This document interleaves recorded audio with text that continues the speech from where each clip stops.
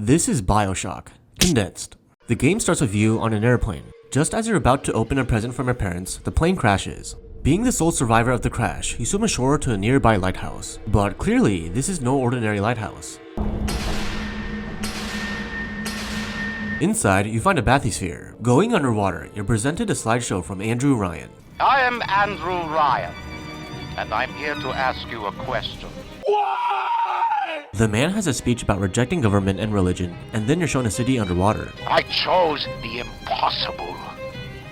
I chose Rapture. Ryan envisioned a Rapture as a utopia where great minds would come together and prosper, but it becomes apparent that the city's gone to hell. Get a move on!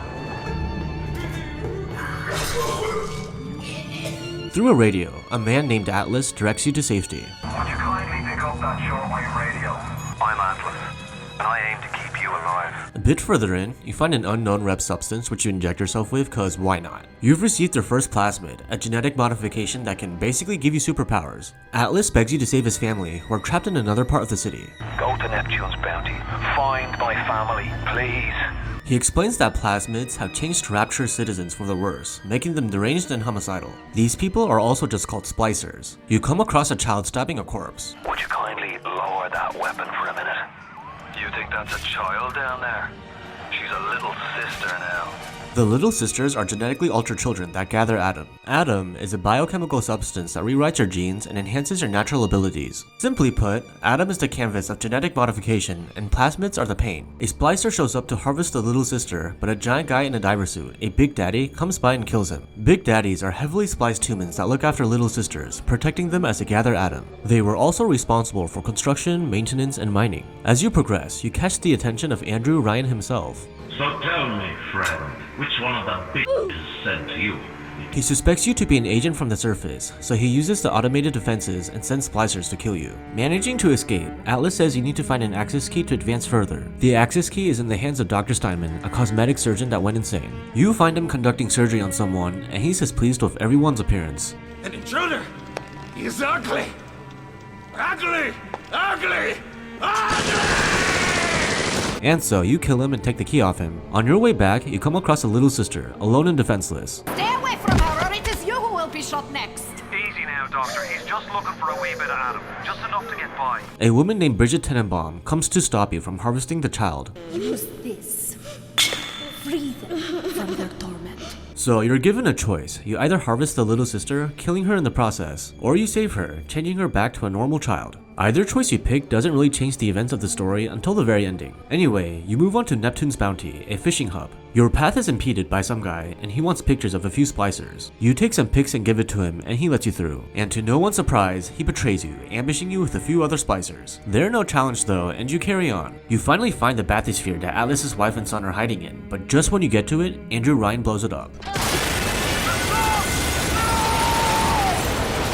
You enter Arcadia, a place full of plant life that supplies oxygen for all of Rapture. In a desperate move to stop you, Ryan poisons the air, killing all the plants. A botanist calls you and tells you to find a few ingredients to help her revive the plants. But Ryan catches wind of this and gasses her office. Exploitation of the Lazarus Vector. Ownership of civilization. Wait, no, please. Before she succumbs, she writes the code to her safe on the window. Through a recording, you find out what the rest of the ingredients are and make the Lazarus Vector. It takes a while, but the solution is sprayed into the air and the plants are back to life. As you're making your way to the next area, you are stopped by Sandra Cohen. Atlas Ryan.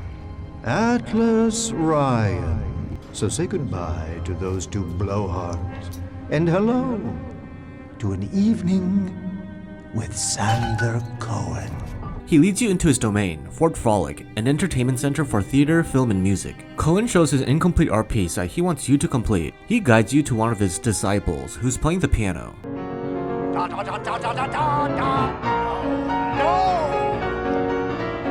Unsatisfied with his performance, Cohen blows him up. You take a picture of his corpse, which is to become part of Cohen's artwork. Cohen tells you to find his other former disciples, whom you are to kill and photograph as well. Once you have all the photos, you place it onto Cohen's artwork. Cohen finally shows himself, and he's thrilled to see his completed masterpiece. It's beautiful. He rewards you with a gene tonic and lets you go. You reach Hephaestus, a facility that produces power from geothermal vents on the ocean floor. Getting closer to Ryan, he continues to taunt you, but he also hints at the dubious nature of your arrival to Rapture. So far away from your family, from your friends, from everything you ever loved. But for some reason, you like it here. Once you get really close, Ryan sets the city to self-destruct. He would rather destroy the city than have it be in the hands of someone else. On the way to Ryan's office, you see a wall with the phrase, "Would you kindly" written on it. And for some reason, a picture of your face is there too. You enter Ryan's office and he's just casually playing golf. He unveils the truth behind you and your arrival to Rapture. You think you have memories. A farm, a family, an airplane, a crash, and then this place. Did that airplane crash, or was it hijacked, forced down? Okay, but there's a lot of exposition that's not explicitly stated, so I'm gonna summarize it real quick. You're actually the illegitimate son of Andrew Ryan. Unbeknownst to Ryan at the time, you were taken as an embryo and grown by the scientists in Rapture. By the time you were just 1 year old, you had the body of a fully grown 19-year-old. You were smuggled out of Rapture and given a fake life with fake memories, living on a farm as a sleeper agent. And then one fateful day, on a plane ride to England, you were activated by the phrase, "Would you kindly," and hijacked the plane yourself. So this whole time, Atlas has been making you do his bidding by saying the phrase, "Would you kindly?" Would you kindly? Would you kindly get this? Would you kindly find that? Would you kindly find it? Would you kindly find it? Would you kindly get this? Would you kindly head to Ryan's office and kill the son of a bitch? Ryan demonstrates the power the phrase has over you, showing you were just nothing but a puppet. Stand! Would you kindly? Run! Stop! Turn. He then orders you to kill him. Kill! Obey! Fatality. Grab Ryan's genetic key! Now would you kindly put it in that goddamn machine? You stop the self-destruct sequence, and Atlas finally drops his masquerade.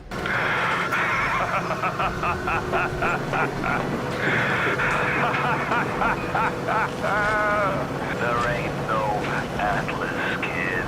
Atlas was a made-up persona. His name is actually Fontaine, a man who was suspected to have died a while ago. The security defenses start attacking, so a little sister shows up and guides you to safety. You drop into a vent and wake up later in Tenenbaum's safe house. You are angry at Fontaine, yes? Now you know the truth. You are his tool, brought back to Rapture to save him. Tenenbaum undid some of your mental conditioning, but the rest is up to you. Fontaine tells you to go kill yourself, but the phrase no longer works. Would you kindly go get stepped on by a big daddy? So he uses another trigger phrase. Code yellow. I just told your brain to tell your heart to stop beating. Not right off the bat, mind you. But this is easily undone by drinking a special chemical compound. You head on over to Point Prometheus, a genetic research center. You see Fontaine and almost catch him, but he closes the door on you. And for some stupid reason, only a little sister can get the door open. So now you have to become a big daddy so that a little sister can trust you enough to help you. Even though they were already willing to help you earlier, but whatever. You change your voice, get the boots, bodysuit, helmet, and spray on some pheromones, and you become a big daddy. With the little sister, she guides the way and opens the doors for you. The little sisters are cured, but they still have the urge to gather for Adam, so you protect her while she's doing so. You're almost at Fontaine's lair, and so the little sister gives you her harvesting tool. You finally meet Fontaine face to face, who's been busy consuming a bunch of Adam. You begin fighting him, draining his Adam while you're at it. After he gets too drained, he monologues at you, giving the little sisters an opening to ambush him.